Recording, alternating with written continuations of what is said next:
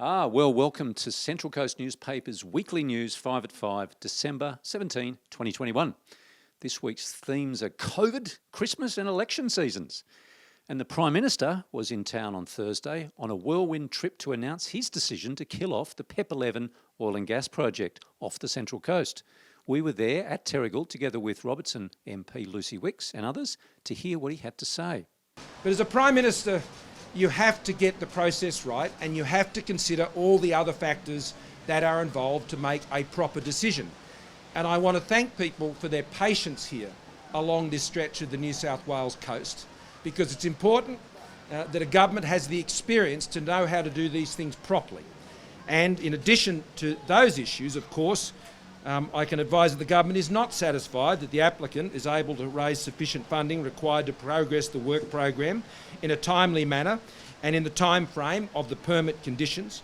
There have been issues of previous compliance with other conditions under the licence, and the government does not agree with the reasons listed by the applicant for the extension. So the PEP is not quite dead yet. Community groups and political opponents have welcomed the announcement, though remain cautious about celebrating too early. Save Our Coast founder Natasha Dean issued a statement. Many thanks to our members, the general public, our campaign partners, Surfrider Foundation, and the many MPs who have spoken and acted against PEP11, she said. Whereas Warringah MP sent us a message. She had championed the cancellation of PEP11 in the federal parliament, and she said, this has taken several years of advocacy and pressure and in a phenomenal win for all involved. But Gordon Reid, Labor's candidate for Robertson, was more vocal about his scepticism. This is truth and integrity. We don't know and we can't be sure with what he's saying with this announcement.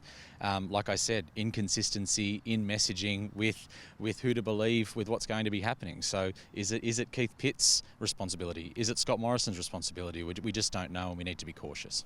And this week, many COVID restrictions have been dropped despite the emergence of the Omicron variant and increasing numbers on the Central Coast.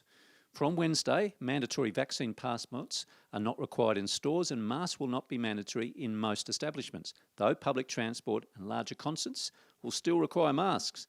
Lots of people are not happy with the Premier's approach, with many hitting the airwaves and social media. Here's a little from the Premier's announcement on Wednesday.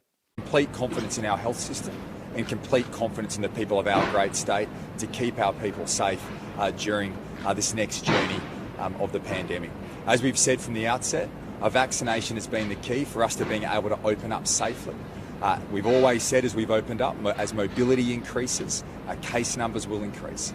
Case numbers alone are not the only important factor. What is important is our hospitalisations and ICU presentations. And today, I think in the last 24 hours, we've seen 24 ICU presentations there are currently 24 people in ICU across New South Wales, and that is a positive thing. And the council's administrator, Rick Hart, is seeking a significant water rate increase next year, though IPART will decide on any eventual increase. In an exclusive interview with CCN, IPART Chair Carmel Donnelly said the community's response had been extremely strong, with all submissions to be made public and in the interests of transparency. Here's a little from her interview. Particular concerns about affordability of the increases, and certainly we acknowledge, and it came through in the submissions, that represents hardship for some people. Obviously, there have been tough times through the COVID pandemic. By far, the majority of people who've given us feedback opposed the increases.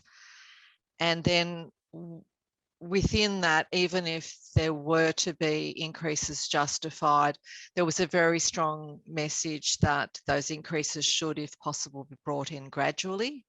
So there's quite a lot of feedback about the actual cost impact, affordability, what that would mean for households. And yet to be outdone, David Shoebridge, Greens State MLC, was on the coast to talk about planning laws and the state of the Central Coast Council. Here's a little bit of what David had to say. Valid demand is to get your local democracy back on the Central Coast. I mean, we've seen now a really concerted and vicious attack on democracy from the state government. First of all, converting two councils into one super council, which ended up being a financial and democratic disaster. And now there are moves afoot on that council with an administrator in place to further reduce democratic representation in a referendum come September. And if that wasn't bad enough, they're also talking about gerrymandering that election by throwing in 3 state government appointees. And the last scheduled council meeting for the year held on Tuesday, and it was a busy one, with many agenda items covered, including mountain bike strategy, selling off the old Gosford Council chambers, the Ourimbah Master Plan deferral, suburb boundary changes and more. With all this activity, we asked Council Administrator about his proposal to reduce council meetings to 1 per month. Councils, up and down the state, they run a differential sort of things. I mean, Wollongong was doing them 3 weekly. Most councils that I've been associated with run on a monthly cycle. Other councils do run on a fortnightly cycle. Fortnightly cycles is a lot of work and time for councillors who are just part-timers. Mm-hmm. And certainly those councils that have favoured monthly cycles managed to get through the workload quite easily. Though the council was celebrating a big milestone this week with the completion of the Marty to Watervale Super Pipeline. This massive project was remarkably completed under budget and, get it, ahead of time. And the Mariners had an amazing home win last Sunday against rival Sydney FC. The 2-0 result has lifted the team's hopes and prospects, and the new gaffer, Nick Montgomery, was ecstatic after the result, as were the fans. The Mariners will now face Western Sydney Wanderers in Gosford on Saturday night. Of course, all of these stories and tens of thousands more can be found on our website without a paywall and in this week's Coast Community News, Coast Community Chronicle and the Pelican Post. And remember to subscribe to our email newsletter and our socials via YouTube, Twitter, Facebook, Spotify and Instagram for updates throughout the week. And we leave you this week with a vision from the 2018 Carols in the Central Coast Stadium, which will be held tonight from 6 p.m. Tickets are free for kids and Mariners members and just $5 for adults otherwise. Have a great weekend. We'll see you next week.